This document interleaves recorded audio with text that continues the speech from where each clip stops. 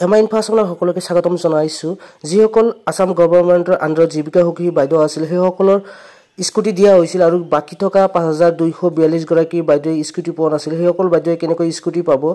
আৰু এই স্কুটি কেনেকৈ পাব ক'ত বিতৰণ কৰিব হিমন্ত বিশ্ব শৰ্মা নিজে মন্তব্য কৰিছে তো কোৱা হৈছে যে যিসকলে স্কুটি পোৱা নাছিল সেইসকলক এইবাৰ স্কুটি প্ৰদান কৰিব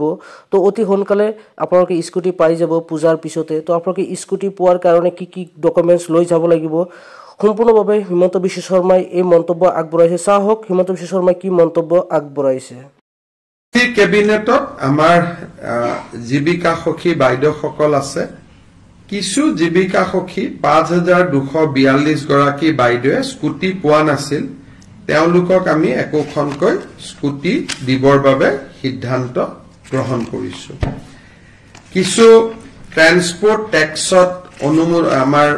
হাল খলনি আছে বিশেষকৈ ই-ৰিক্সা আদি সহায় কৰাৰ কাৰণে এই সম্পৰ্কৰো বিল এখন কেবিনেটত আহিব কেবিনেটত আমাৰ জীৱিকা সখী বাইদেউসকল আছে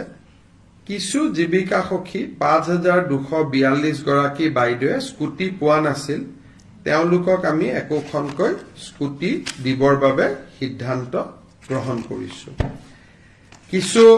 ট্ৰান্সপোৰ্ট টেক্সত আমাৰ